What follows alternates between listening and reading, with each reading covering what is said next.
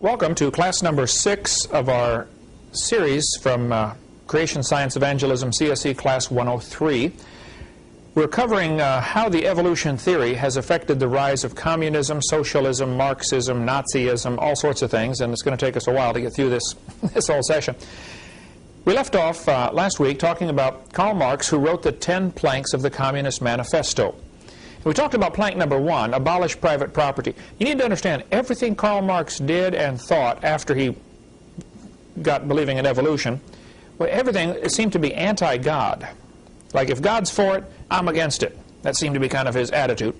And everything he did in his 10 planks of the Communist Manifesto was against what Scripture teaches, unconstitutional according to the American Constitution. Most of these things are. And so what we're going to cover tonight on income tax was going to be surprising to some, and others will say, yay, go get him, Brother Hovind. Some other Christians might say, oh, you shouldn't talk about that. Well, my philosophy is everybody should obey the law, including the government. Right? Real simple. I have not filed any income tax in 28 years. If there's a law requiring me to file something, I would like to see it. I have the entire Internal Revenue Code right here, thoroughly marked up, indexed. You're welcome to check out anything. I know the subject pretty well. I've been a long-time student of this topic, as my son would be glad to tell you. This is something I read a lot on because I want very badly to be right with God. The Bible says, render to Caesar that which is Caesar's. I agree. It does not say render to Fred that which is Caesar's. Okay, if something belongs to Caesar, I'll give it to him. I'm not against that at all. So what we're going to cover tonight, just briefly, because I have read enormous amounts of information on this and could talk for years on it. However, I have other dragons to slay. I don't have time to fight this one too long, because to me there's other topics that are more important. Karl Marx invented what we call the graduated income tax. The more you make, the more they take. That's Karl Marx's idea. He knew what would happen. As people got richer, they would find loopholes and end up paying nothing. The poor people wouldn't make enough to pay anything, and the purpose of the income tax is to wipe out the middle class. The middle class ends up paying the burden of the income tax. The poor people pay very little, the rich people pay almost none.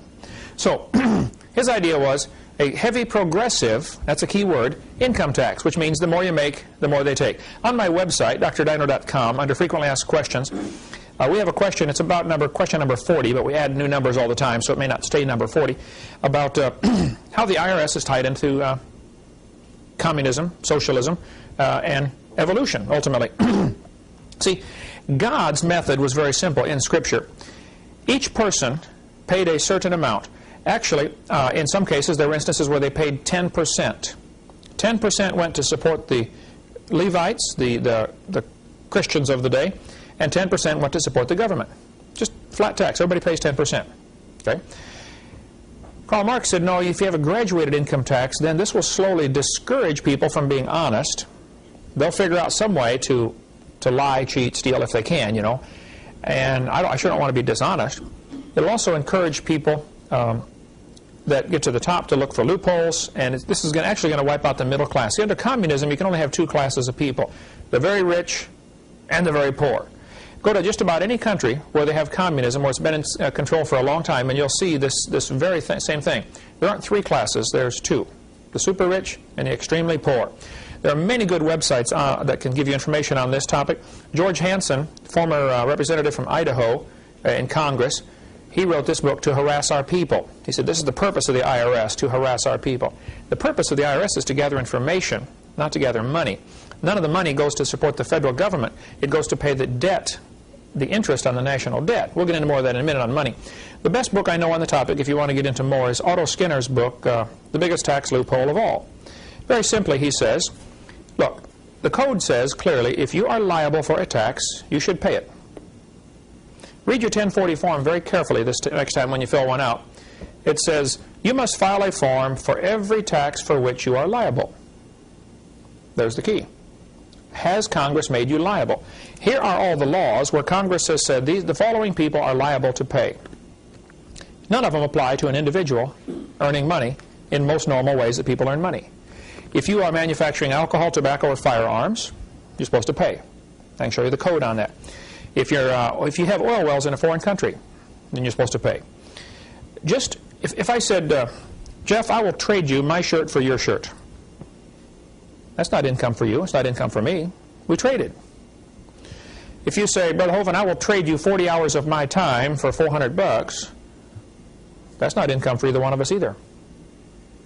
Now, if the doctor has gone to school all these years and he thinks his time is worth $200 an hour, and he says, hey, I'll trade you 15 minutes of my time for $50 for an appointment, that's not income. That's a trade. And Congress has ruled on, and judges and courts have ruled on this many times. That's exactly correct, okay? Income is corporate profits. So what they've done, see, an individual earning money, just trading his time or labor for money is not income, and it's not taxable. So it's been real slick the way they've done this.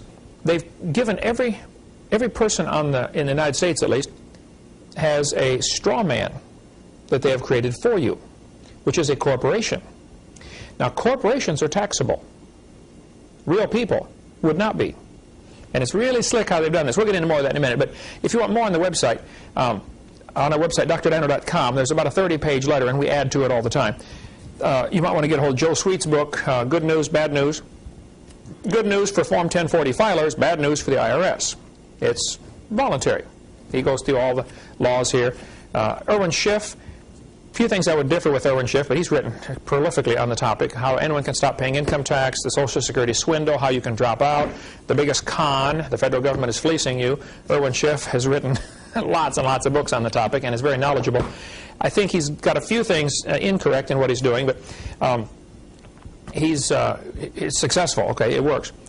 Peter Kershaw's book, In Caesar's Grip, is one of the most riveting books I've read in some time on how churches have gotten trapped by becoming 501c3 corporations. See, the church, the Congress shall make no law, First Amendment, affecting the establishment of religion or prohibiting the free exercise thereof. I like to ask them sometimes, what part of no law don't you understand? It says no law.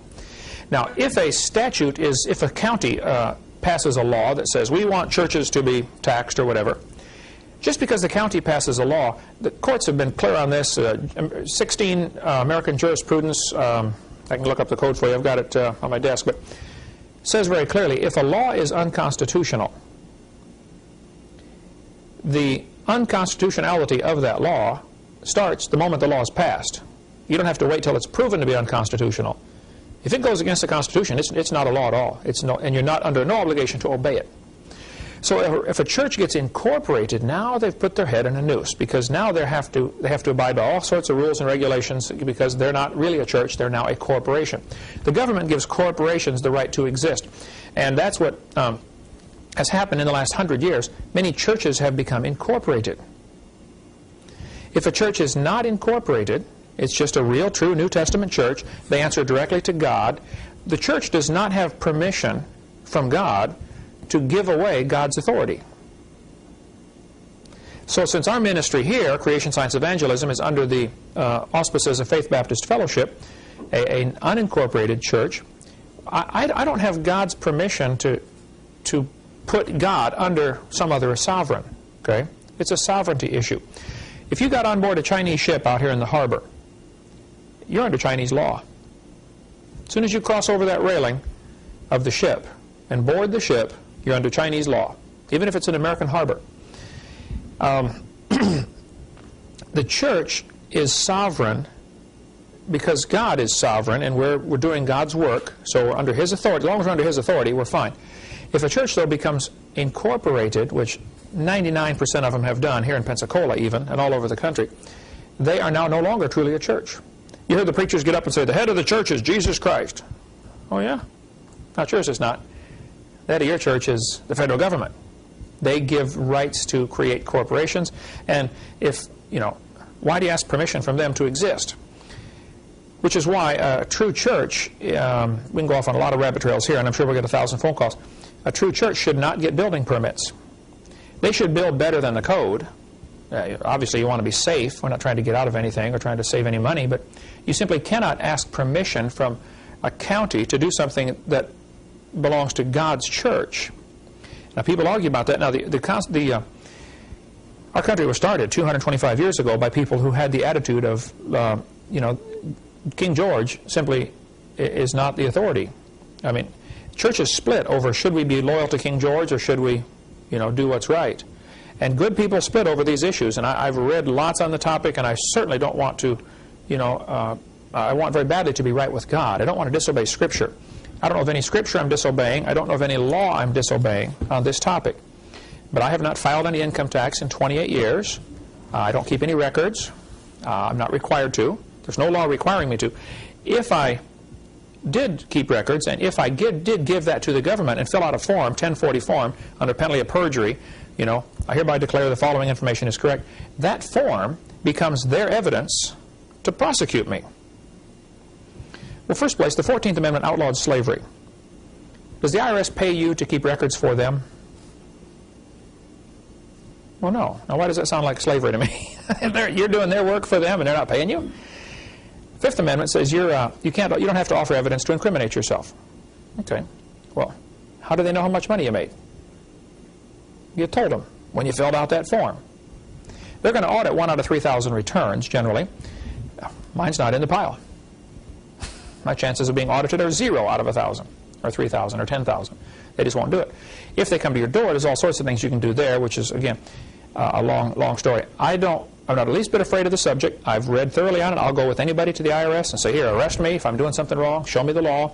I'm not breaking any laws. I'm trying very hard to obey God.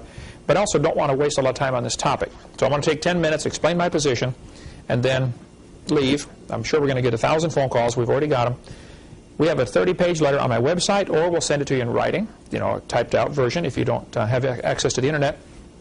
And then in that letter are lists of, probably 20 people who can help you with the details, should you decide to, retain your rights as a true American citizen. We'll get into more on who's an American citizen later.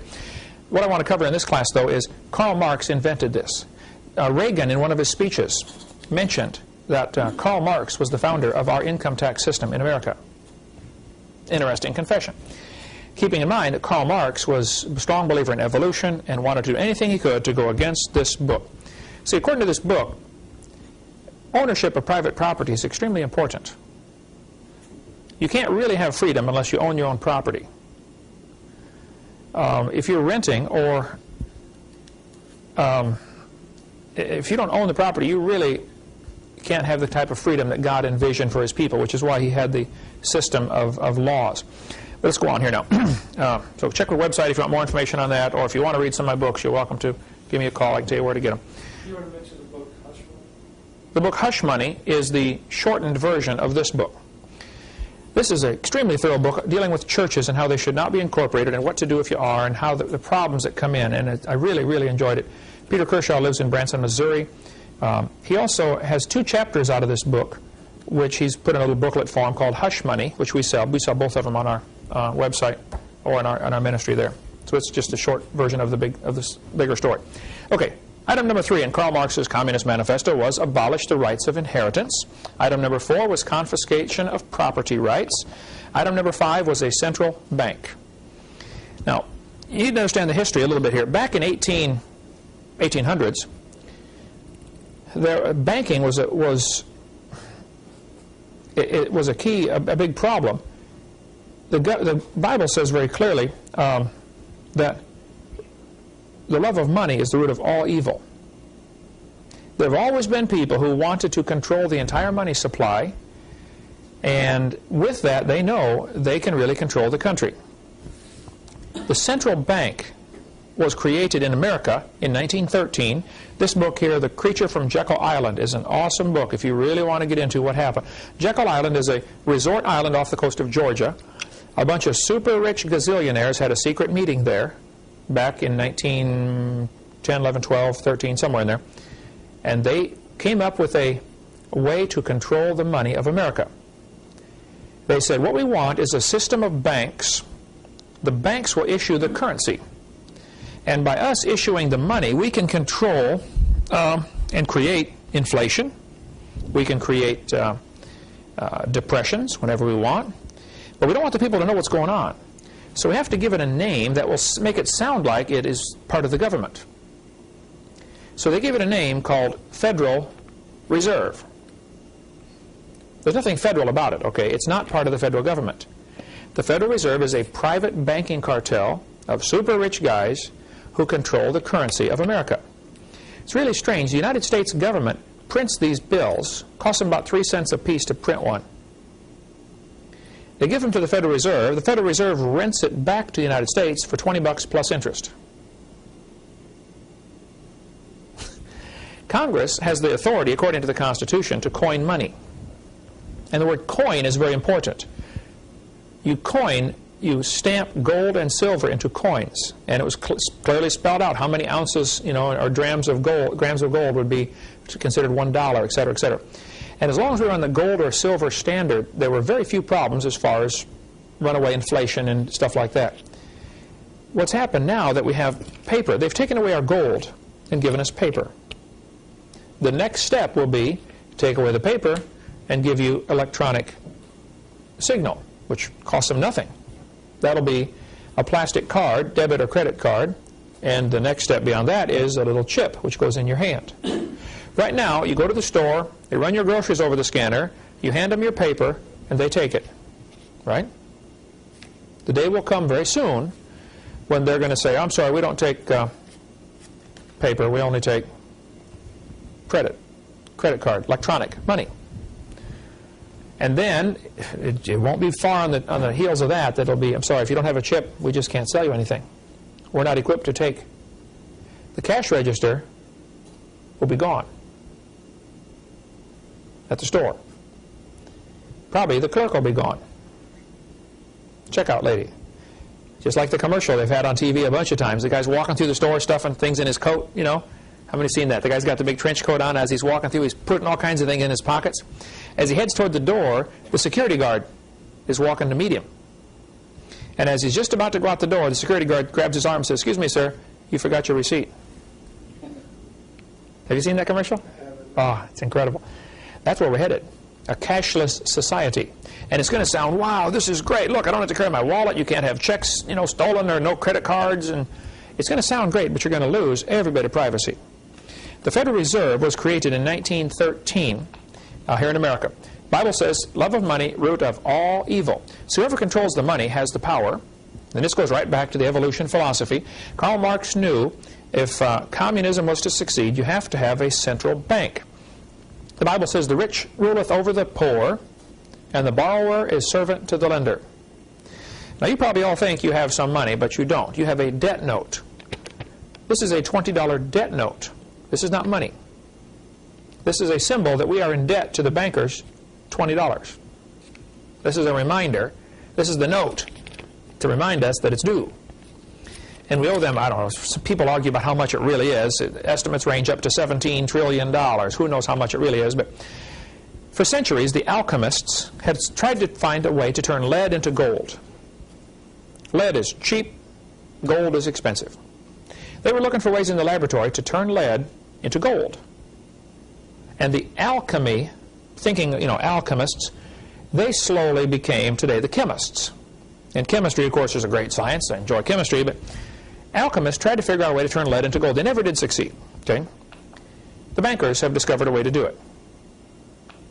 They start wars, and they finance both sides. We'll loan money to both sides of this battle. Okay? When the lead stops flying, the gold rolls in as interest on the national debt. Because now both countries owe money to, guess who? The bankers. So in one sense, they don't care who wins, because they're going to collect interest either way. Sometimes they try to control and, make the right side win so that they'll make sure they get the interest out of both sides. During World War II, U.S. debt rose nearly 600%. Japanese debt rose 1,348% during the war. French debt rose almost 600%. Canadian debt rose 417%. Guess who we owe this money to? These bankers. There's several families of super rich gazillionaires. They have nearly all the money in the world, and they want it all. They have most of it, now they want the rest of it. And everybody right now, everybody's so blinded, they think, wow, I'm doing fine, I got lots of money in the bank. No, you don't have any money in the bank. You have debt notes in the bank. I'll show you how it worked. Nehemiah said that we're in trouble because we have borrowed money We put our sons and daughters into bondage to be servants. Right now, the national debt is such that our great-great-great-great-grandchildren won't be able to pay it off.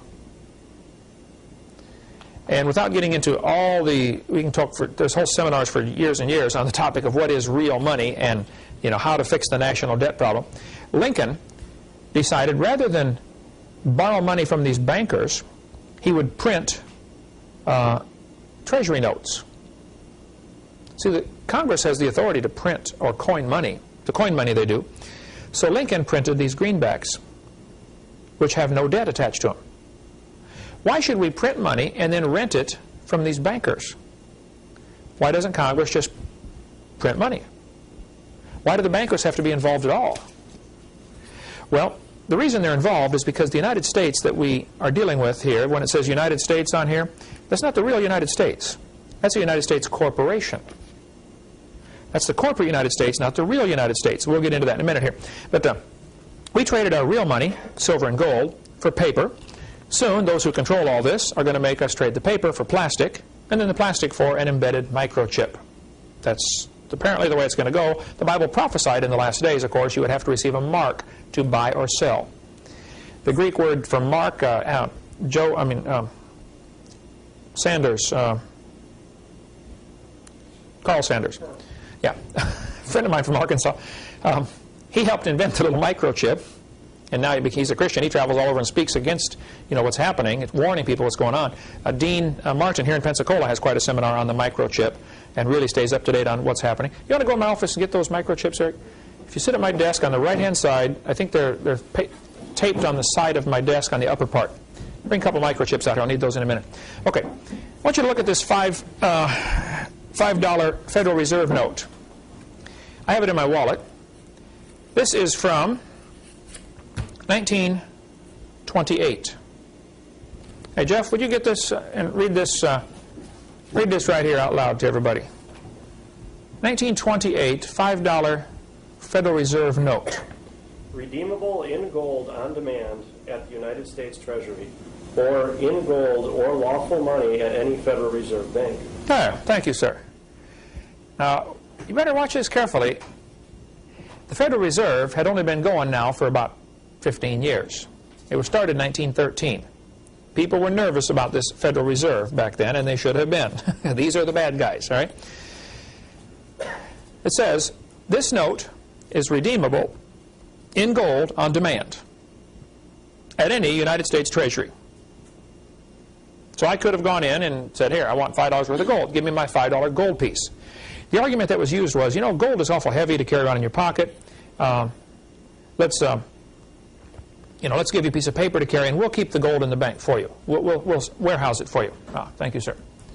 Here's one of the little microchips about the size of a grain of rice. That's the chip that you will see coming soon. Yeah, let's see if I can get a background where people can see that through that plastic bag. Here. Black backgrounds, that make it worse? Yellow background. There we go. Little bitty chip, about the size of a grain of rice.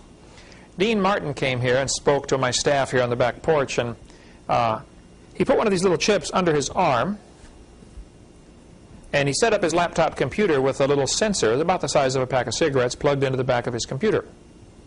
And he just walked past that sensor. As soon as he walked past, up on the screen of the computer came his name, address, social security number, bank account number, all of his files. The chip only holds a little alphanumeric number. It doesn't hold all this information, but it's the number. The number then triggers the computer, look up that file, and up comes everything on that person. They're getting technology better and better and better where they can read these farther and farther away. This little card, see, Steve, do you have your military mark card? You know how much information is kept in a military mark card? You have yours there, right? Really? The military is going to be the ones that they do this to first because they have a little more control over them. The next step, though, is make it for all the civilians. This is just a blank plastic card. I wrote Dean Martin's phone number on there, but this is actually a smart card. There's a computer chip in here. Dean, yeah, you can see the access to it on here on the mark card.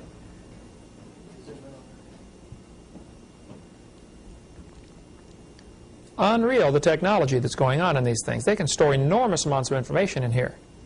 And you guys that are in the military, mark my words, no pun intended, the next step is you no longer have one of these cards. I don't know how long it's going to last. Probably not very long, another year or a few more years. And they'll say, if you join the military, you have to get a little chip under your skin, in your hand or your forehead, so that we can find you in case you're shot down. You know, there'll be some excuse, I'm sure, to make it worth doing, but that's what will happen. There's actually a computer card here, a computer circuit in this little card. You can call Dean Martin in Pensacola, 850-455-5011, if you want more information on the chip, because he speaks on that. But back to the money. What is money? Well, this says I can redeem this in gold. Redeem means trade it in, buy back. I can redeem it for gold at any United States Treasury or in gold or lawful money. Well, you mean this is not lawful money? I have to trade it in for lawful money? Isn't that what they're telling me? They're saying, hey, you can trade this in for lawful money anytime you want. Then in 1933, they called the gold in.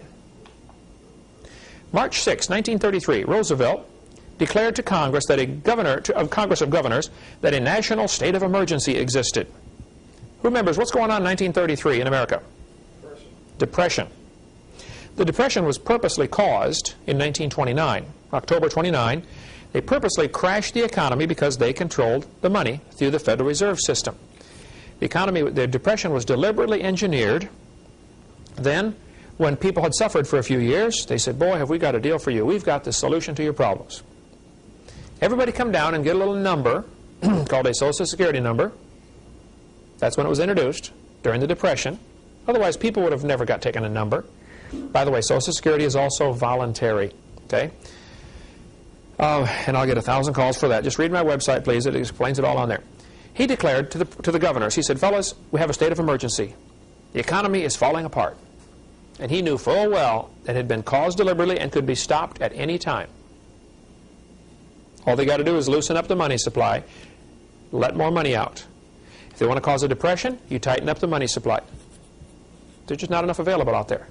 Everybody says, boy, I'd like to buy a house, but you know, I just don't have any money. Pretty soon all the hardware stores, well, nobody's buying stuff anymore. Lumber companies, well, nobody's buying our lumber, and it just trickles down very quickly and crashes the economy. So, Roosevelt said we have an emergency. I need special powers. I would like you governors to go back to your people and tell them that I need to have the authority to issue executive orders to fight war. See, during wartime, the Constitution is suspended, and the President can issue an executive order. How many have heard of executive orders before? Been quite a few of those flying out of the White House the last 10 years, haven't there? So they said, yep, we'll go back and recommend to the people that you be given emergency powers only as long as the emergency exists. So they declared a state of emergency in the mid-1930s, gave the President the power to issue executive orders in order to fight the enemy, which was the economy, which was a paper tiger. They had created it themselves, okay, created this enemy. Roosevelt said, now this is only to last during the state of emergency. Well, guess what? That was mid-1930s. It has never been lifted. We are still under state of emergency right now. What, 70 years later?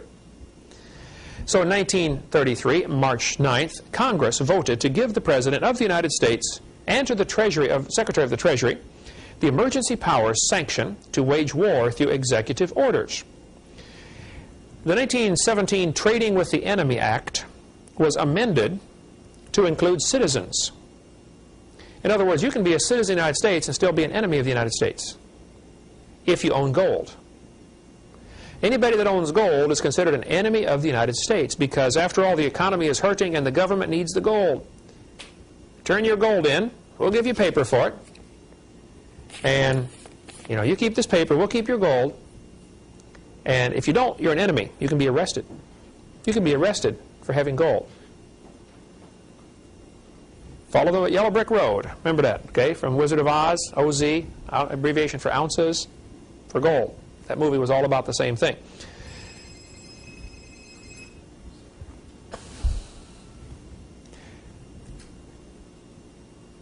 So they declared the people enemies of the state if they owned gold. Now, here we have a Federal Reserve note from 1934. Let's see, Jeff, would you like to read what that says to us here? 1934 Federal Reserve note. Read that good and loud so we can get on the microphone here.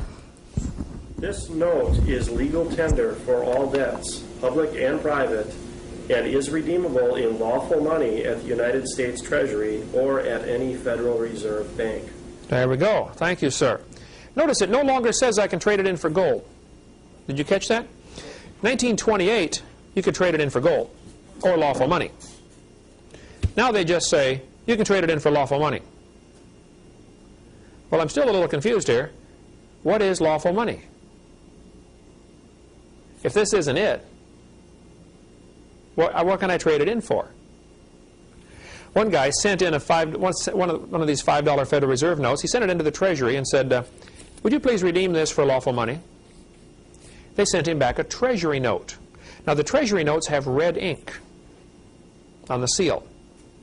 You don't see many of those anymore, okay, but they used to be out. I remember as a kid, I don't have one. I may have one in my coin collection, but Treasury note. And the Treasury note said the same thing. You can redeem this for lawful money. So he sent it back.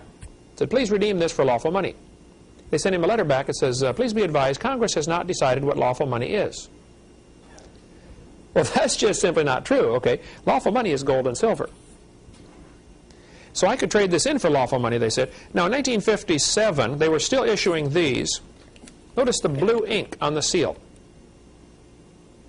The seal has blue ink. Now the seal has black ink, right?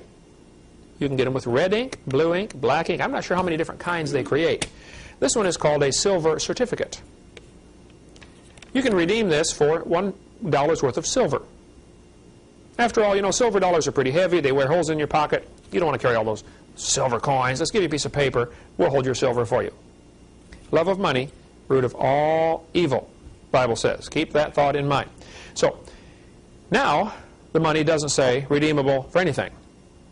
It simply says, this note is legal tender for all debts, public and private. Well, what on earth is legal tender? It always reminds me of tinder, something you start a fire with, you know. Legal tender. What on earth is legal tender? What's happened to our money? Well, we don't have any more. Many people are duped into thinking that they're obligated to go along with what's happening without protest. It is such a complicated web that they have woven to trap us in. By taking away the gold and silver, we no longer have the ability to buy anything with real money. Suppose you had a truckload of Confederate money from the Civil War. What could you do with it? Wallpaper your wall. That's about it, right? Someday, very soon, this will be wallpaper. You can't eat it. You can't wear it. You can't build a house out of it. Well, take a bunch of them, you could, I suppose. Absolutely useless piece of paper with some ink on it. Somebody once said the government of the United States is the only place I know where you can take a perfectly good commodity like paper, put some ink on it, and make it totally useless. Totally worthless. What good is that going to be? Well, again, we can go off on long rabbit trails there, but let me just give you the skinny version of what's going on. We, the people, created the government. Kent Hovind, John Doe, etc. These are real people. We create government. Now, government is an artificial, non-living, fictitious, called a person. Okay, but I'll use the word person in quotes here. Government is an artificial, non-living, fictitious person. Person in quotes here. We created government. People say, what is government anyway? Well, it's a consensus of what we the people want. The government owns, controls, regulates, taxes, assigns numbers to, fines, etc. Whatever it creates. See, if you create something, you own it.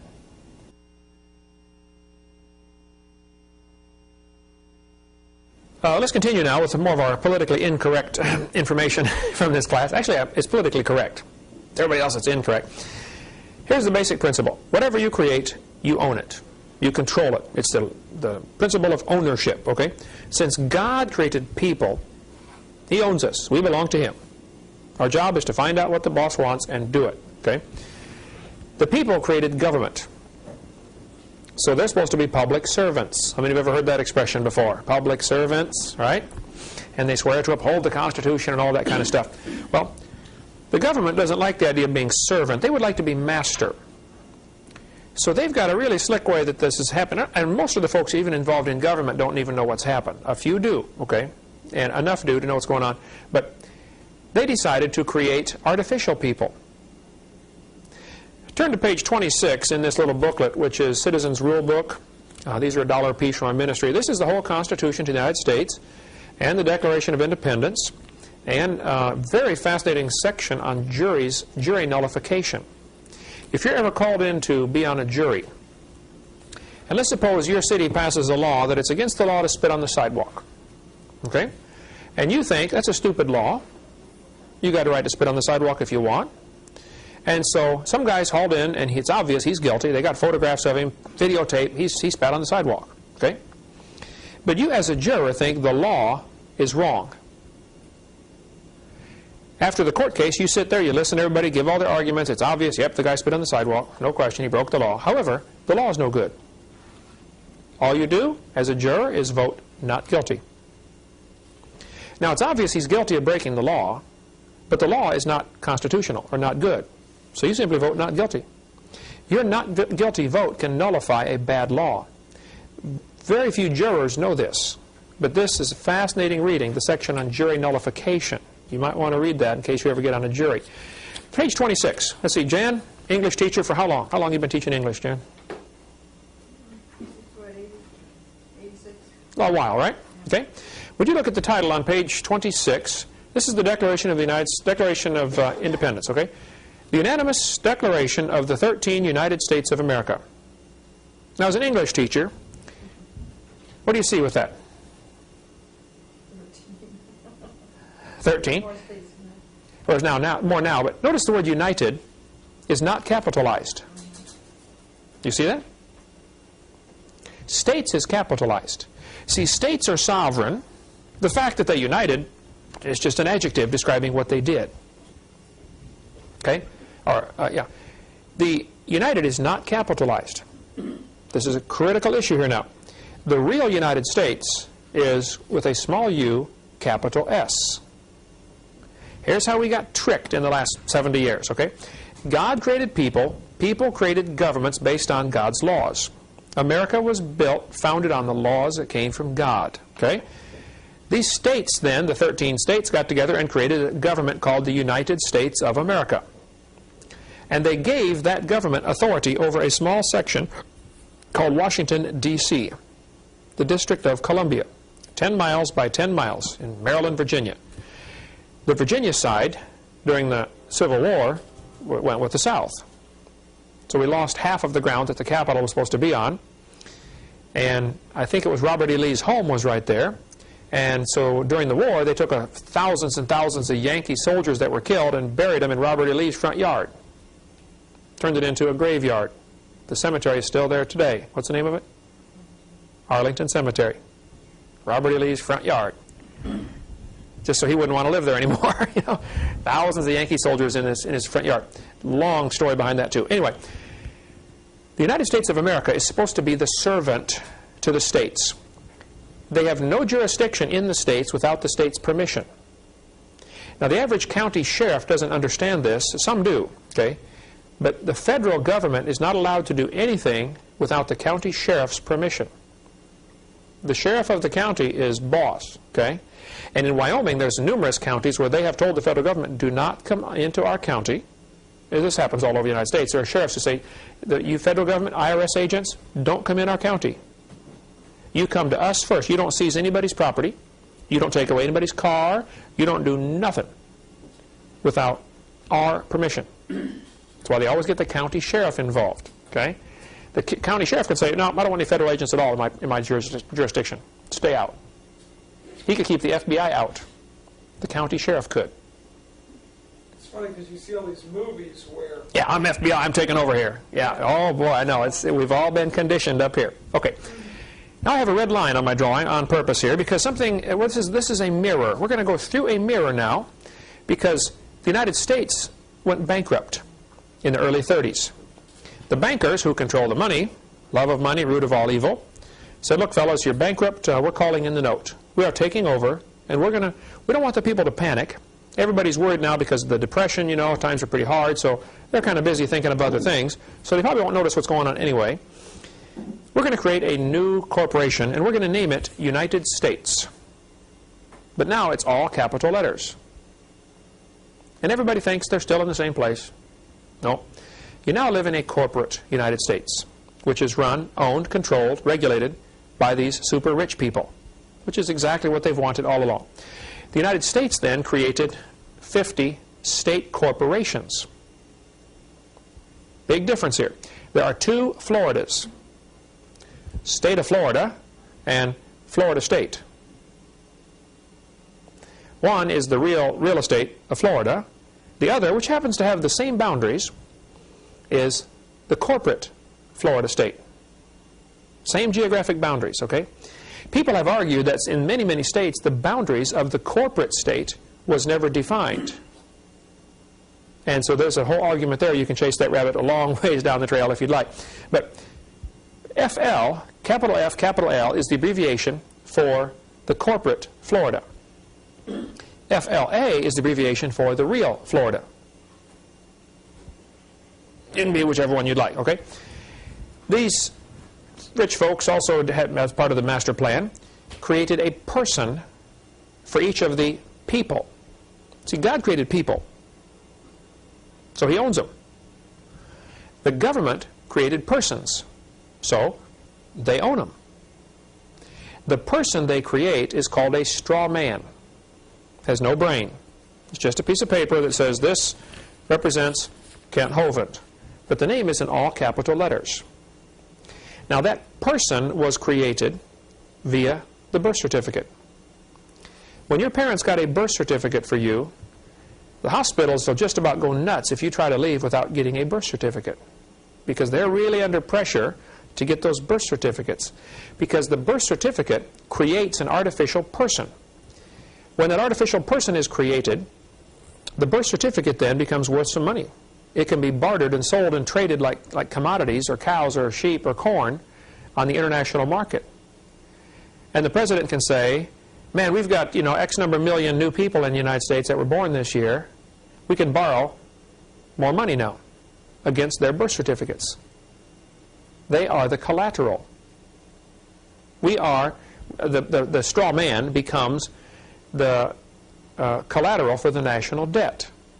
So the bankers say, yes, we will loan you more money, but we want these birth certificates because we want to own and control these persons, and we will then collect taxes off of them. The average person is probably going to pay a certain amount of money per lifetime, and so they do an average. You know, what's this birth certificate worth? This person is probably worth, you know, so many $100,000 to us. And so they will loan money based on how many birth certificates they can get. A birth certificate is unnecessary to obtain, and you should not get one for your children when they're born. You can register the birth. You can notify them this child was born, but you don't need to get a birth certificate. Okay, so let's follow the yellow brick road here. God creates people. People create state government. State governments created the United States of America. Small u, capital S. Big difference here. The United States was created, which is the corporate United States. And very few people realize there's a vast difference between the two, okay? They created states. The states created persons. Up above the line, which represents a mirror. How many remember Through the Looking Glass? Or Dorothy? Not Dorothy. Who was the one? Alice in Wonderland. Went through the looking glass. There's all symbolic stuff here, okay? Above the line is Kansas. This is the real world. Below the line is Oz. Remember when Dorothy got out of the house? She said, we're not in Kansas anymore. Well, and after about 1935 or 36 in America, we're not in Kansas anymore, folks. Now we're in Oz. Now, in Oz, Dorothy met several interesting people. First place, she had, in the book, she had silver slippers. In the movie, she had ruby slippers, okay? She followed the yellow brick road, representing gold. Just the name of the city, Oz, is gold. Ounces, O-Z. Okay, they spelled it out for us. Gold. In this, there were some people she dealt with. There was a straw man. No brain. That represents the artificial person created by you, by the government for you, with your name on it, but the name's in all capital letters. Very important. Another fellow in there is called the Tin Man. The Tin Man in the movie represents commerce. He wants one thing. Remember, the first words out of his mouth were what? Oil. He's standing there rusting. I need oil, oil, you know. What doesn't he have? Tin Man doesn't have a heart. And commerce is ruthless. This is the way it is. You don't make it, tough. Okay? Heartless. The lion, apparently, a cowardly lion, represents England, that knew what was going on and didn't have the courage to do anything about it. I've got a great article in my file of billions of articles I have called The City, showing how that in England there's a financial district called The City in London. The Queen herself is not allowed to go in there without permission.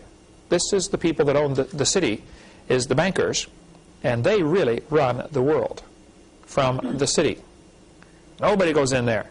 I've heard that even the Queen, when she goes in, has to go in dressed as a pauper because she has to borrow money from these bankers.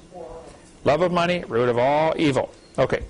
When they get to Oz, they find out they go in and there's this huge wizard. You know, he's got this big old face and the flames and the smoke and the noise and all this stuff.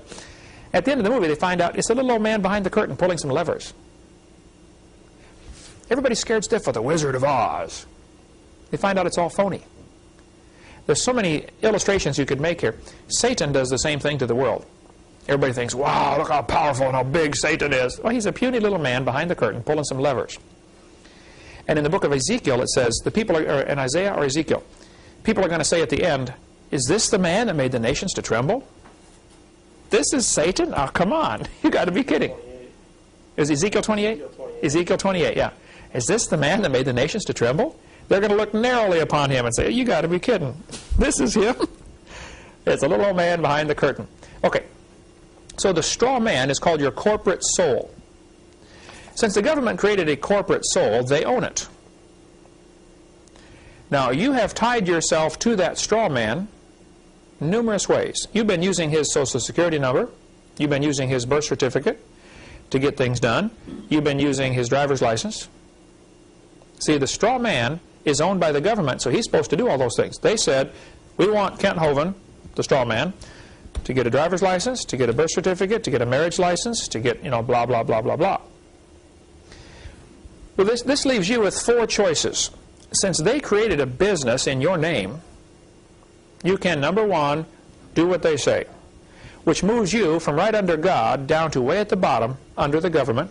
You are now a slave, because that's where the straw man is. Okay, he's way at the bottom of the totem pole. You can do what they say, which is what 90%, 95% of the people do. They don't know any better. They don't realize they're tied to this straw man because they've been using his name. Number 2, you can cut the string and say, that's not me. I'm not that person that you say. Many people do that very successfully. You got to be careful, though, because they don't like the sheep getting out of the pasture because they intend to shear them once in a while. And so they're pretty bad about this. I'll show you that in a minute, what one guy did in Canada. Choice number 3, you can look for loopholes between the government and their straw man, and there are tons of loopholes. That's kind of what Irwin Schiff does in his take on, looking for loopholes, and there's lots of them, legitimate loopholes, okay? Choice number 4 is just redeem that straw man. Send a notice to the government saying, look, you've been doing business in my name. I'm laying claim to that account, that straw man account. I'm redeeming it. I'm claiming it for me. And then you give them notice. If I don't hear from you within 20 days with a good reason of why I shouldn't do this, I'm going to assume you have no reason. And by their silence, they admit. Federal Rules of Civil Procedure, rule number 4, I believe it is. If you make a statement to the government and they don't rebut it, it stands as true. So you claim, that's mine. Where's your rebuttal? They don't respond. It's now yours. And that's called redeeming the straw man, which I have done, and anybody can do. We end up signing contracts that make us slaves of the government. Who gives the authority to get married? Where does the right to marry come from? God. God. Why do we ask the state's permission then to do that? Suppose I decided, suppose I could trick all of you into getting my permission to drive on the highway. If you came and you said, Brother Hovind, can I drive on the highway? I'd say, well, yeah, I want to make sure you're safe, you know, so I want you to take a little test first. I want to see if you can drive well. And then if you'll give me $50, I'll issue you a driver's license so that you can drive on the highway. And you go through the rest of your life thinking, wow, Brother Hovind gave me permission. See, I got permission right here to drive on the highway. You don't need my permission to drive on the highway. You can drive on anyway. But if you're dumb enough to give me $50, I'll take it. And if you want to put yourself under my authority, well, come on under. Everybody's welcome, okay? But you'd be a fool to do that. Since God gives the right to get married, if you go to the state and ask for their permission to get married, to get a marriage license, do you have your marriage covenant? Yeah, grab that for me, would you please? If you get a marriage license, you have now asked the state for permission to do something that God already told you you can do. And you have now put yourself down with that straw man. Interesting thing happens. Once you get attached to this straw man, you become under all those rules and regulations, and you carry the burden of everything above you. You don't have to get a marriage license. If you do get a marriage license, that is a contract between you and the wife or husband and the state. The fine print of the contract gives them permission to take your kids away if they don't like the way you're raising them. One friend of mine had a girl in his church. She was 12 years old, I believe, and Mom spanked her one night for doing something, you know. And she got all huffy and got mad at Mom, you know. Next day she goes to school. She's still mad at Mom. And one of her friends says, hey, you want to get your mom in trouble? Call the welfare department. That'll fix them. Claim you were abused, child abuse.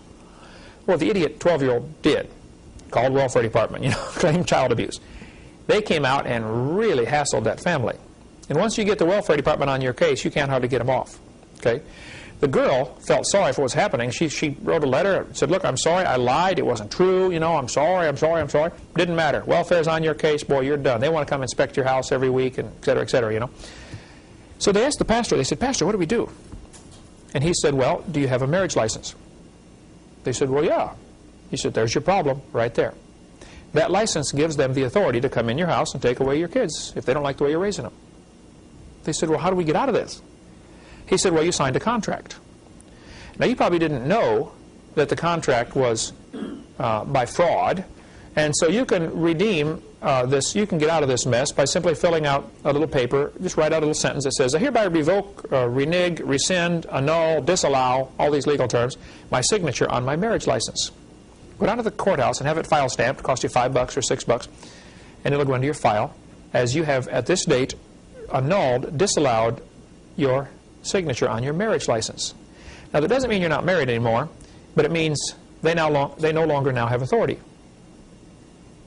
So when this family did that, welfare department left them alone. Have no authority anymore. If a Mexican police officer showed up at my door, said, Mr. Hovind, we've got a law in Mexico that says you can't do whatever, and we saw you driving across Pensacola and you broke one of our laws. Yeah? What's your point, sir? Well, come with me, you're under arrest. No, sir, I'm sorry. You have no authority here. You're a Mexican police officer. Your authority stops at the border. You have no authority here. That was the big deal during moonshine days. They would run for the county line to get away from the revenuers because he had only had authority in a certain area. It all goes back to who has authority, who's in charge anyway. So a driver's license, a marriage license, a Social Security card are three of the primary contracts we have made. Now, if you want to get out of those contracts, simple to do. Okay, Pastor Mooneyhan, who was the pastor of the church that our ministry is under, has called a freedom package. Yeah, that's his phone number right there. It's like $50 for the freedom package. If you want to get it, it's 352-498-0384. And he can give you this freedom package of what forms to fill out and get you out of all these contracts you've gotten yourself into that you did not realize you got yourself into. So that might be something you would want to consider. And he can help you with all the details. I don't have time to mess with it. All right? I'm not afraid of the subject. I just don't have time to mess with it. Okay. Bruce, a friend of mine up in Canada, this is a letter he wrote. It's on my website. Jeff, at the last couple pages of that article you have there, that's the article off my website, but is this letter, okay? Bruce in Canada decided, you know, God gave me the authority to drive. Why do I need the Canadian government's permission? And he got to studying this straw man issue and said, look, they created a straw man and they regulate him, but they don't regulate me. I'm a natural born citizen. Here's a letter that he wrote. I've got them all on my website. It's fascinating. He says, "Hi, folks. I went to court this morning, driven by a good friend, Don Scully. I really didn't know what to expect and had determined not to argue for my rights.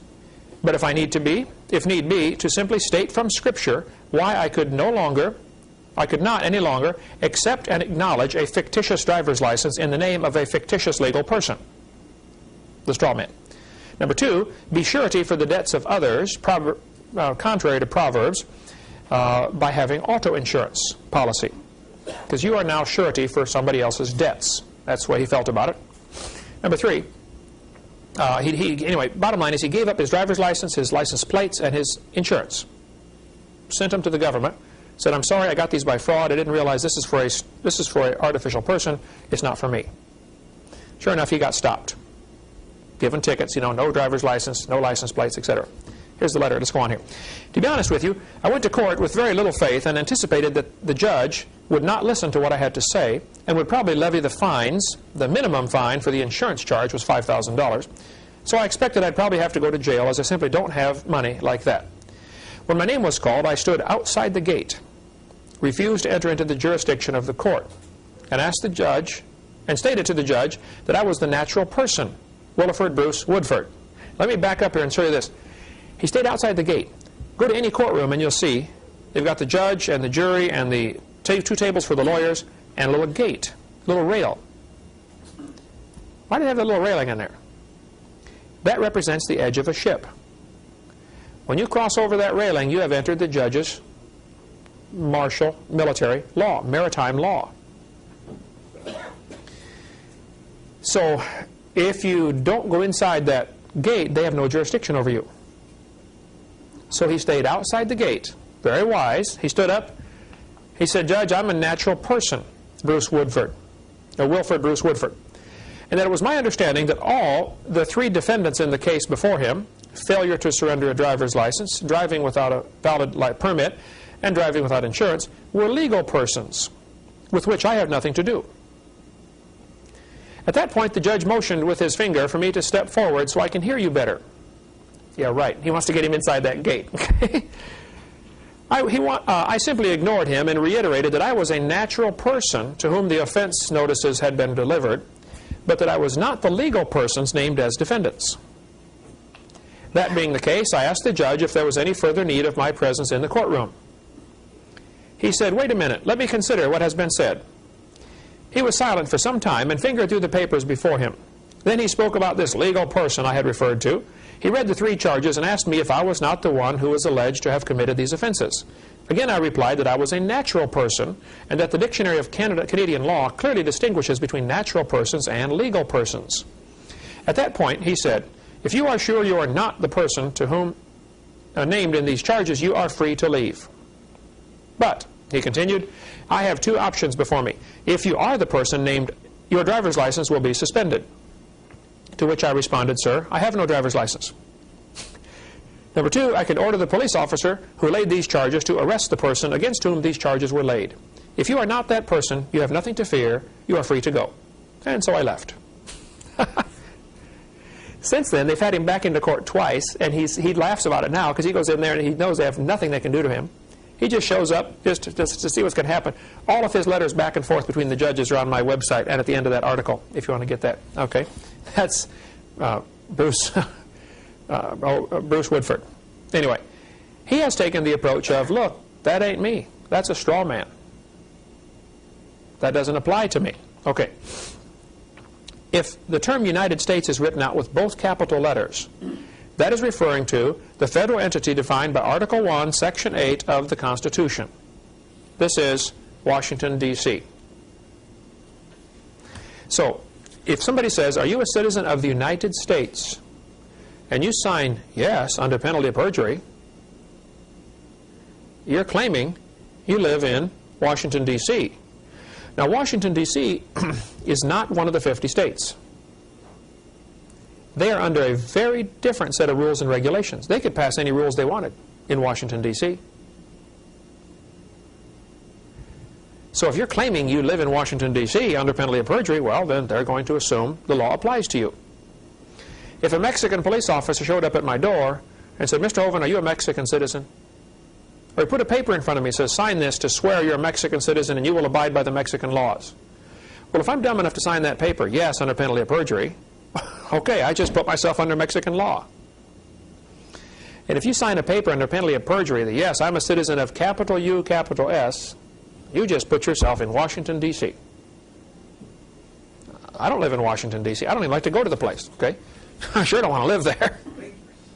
And I definitely don't want to be a citizen of it, okay? If it is small u, capital S, now that's one of the 50 states. I fly all over the world. I've been to 26 countries doing my seminars on creation, and more coming. Invariably, I get on the airplane, I'm flying over to the country, and they say, you got to fill out this paper to get in, you know. And invariably on that paper it says, are you a citizen of the United States? And it's capital U, capital S. So I simply take out my pen, cross out the capital U, write in the small u, and I add the words of America. Small u, United States of America. And sign it, yes, I'm a citizen of that, sure.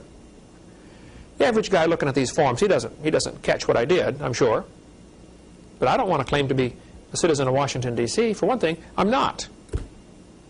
And if I did, I'd be under all sorts of rules that I don't want to be under. I got enough rules to obey, okay?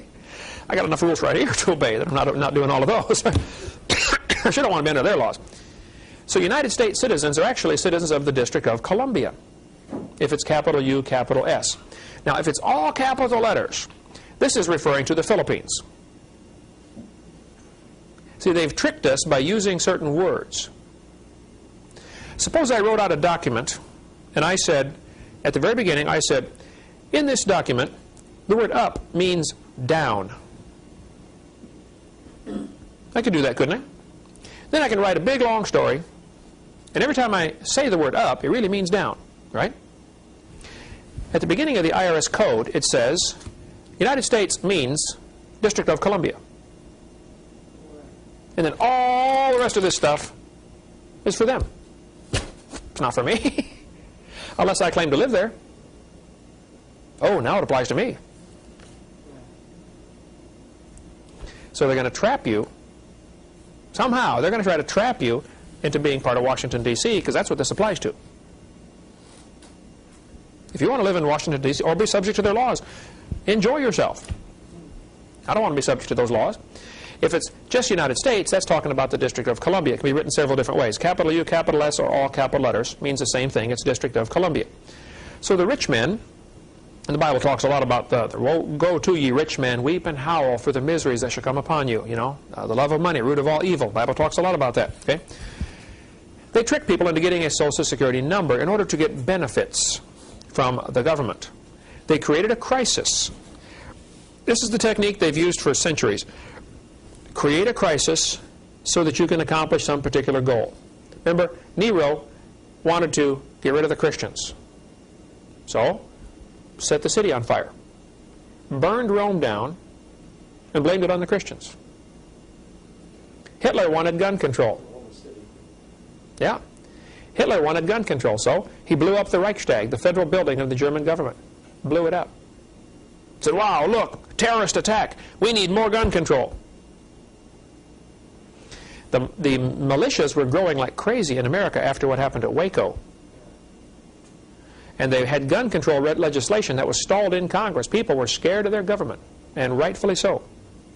And they're trying to get more gun control regulation passed. And so the federal government blew up Oklahoma City Mirror Building to blame it on the militia. If you watch my video number 5, we've got a whole bunch of footage on there from the news footage. Right after, you've seen that, haven't you, Eric? Right after the bombing, for the next few hours, the cameramen are swarming all over the place, and they say, we can't go in the building yet. They just brought out bomb number 3. Oh, folks, they just discovered another bomb, unexploded. That news footage, I've got it all, okay, telling about the bombs they were bringing out of the building that had not exploded. Now, who got blamed for that? Timothy McVeigh with a truck bomb in the street. First place, anybody knows anything about explosives will tell you there's no way a truck bomb is going to shear the pillars off. You might blow the walls out, blow the walls out or break all the windows, but you don't cut the pillars off. The people who blow up buildings for a living, have a hard time. They've got to very carefully engineer, put the explosive right on the pillar. They drill a bunch of holes in the pillar, put the explosives in just the right place, to cut that thing off. After the building was blown up, it wasn't very long. The rest of the building was demolished. You don't ever destroy evidence at a crime scene. All of this rubble is hauled off to a dump, and an armed guard is posted on the dump. Well, why do you need a guard at dump, sir? They're afraid somebody might dig up that garbage and find out the pillars were sheared off by C4 plastic explosives, and that the federal government actually blew up that building for numerous reasons. It sure did get the gun control through Congress. I mean, it passed right away. All you need is a crisis to make an excuse to do some illegal activity. So the depression was created intentionally, create the crisis, so that people will accept what you're trying to give them, a number. That's what happened. Here's a Social Security card that my wife got when she was a child. I've changed the numbers on here, okay? Notice what it says at the bottom. For Social Security and tax purposes, not for identification. Interesting. Did you know you were not allowed to use your Social Security card for identification purposes? Well, what do they always ask for now for identification purposes? Social Security number. It said not for identification. Here's the new card. Oh no, it doesn't say that anymore. The new card does not say that. But on the back of this new card, there's a number. Again, I changed the numbers on here, okay? The C123456666, this is the bank account number in Washington, D.C., where the straw man's money is kept. That's the account number. If you have a card that's been issued since 1992, it'll look like this, dark blue. Look on the back. There's your bank account number that they deal through. There's a regular account with your straw man name on it. And they're doing business in your name through this straw man account. And there's the number. What some people have done, with varying degrees of success, and I don't understand all about this, but Ernie Land does, and John D'Arcy does, and their names are listed in that article right there. They sent in a notice and said, look, that straw man belongs to me. I claim it. The government doesn't respond, and so for the rest of their life, if they ever get a bill from the government, they pay it through their straw man account. Suppose the government gives you a ticket for speeding. Well, the Constitution says, your property cannot be taken away without due process, and there has to be an injured party. Well, who did you injure by speeding? Nobody. Now, if you do injure somebody by speeding, you should pay for it according to Scripture. Okay? If you hurt somebody, you make it good. So you might want to think about that. But the fact is, you didn't injure anybody. So you get stopped, they give you a ticket, $50. And you're such a nice guy. You say, listen, Bible says if someone compels you to go a mile, go 2. If he asks for your coat, give him your cloak also. You asked for $50. You take the ticket, you write right across the face. We've got a stamp that we use for this, or no, an overlay we put, and we copy to the copy machine. It says, accepted for value. And I write in the amount, okay? I accept this $50, this $50 ticket you just gave me, and I'm going to give you $300 out of my straw man account. So I send a letter along with this copy of this ticket and accepted for value. I send all this to Robert Rubin, Secretary of the Treasury, Washington, D.C., and says, I want you to pay the county $300 out of my straw man account. Well, Robert Rubin now has a problem because their books won't balance. The ticket's only for $50. I'm wanting to give him $300. What about this extra $250? How does he balance the books? Well, he takes it out of the local sheriff's operating fund to balance the books. You owe us $250 now. So it cost them $250 to give me that ticket. IRS sends you a bill, $1,000. You owe us $1,000. Oh, listen, I don't want to fight anybody. Look, you want my cloak? Here, I'll give you my coat. I'll give you everything.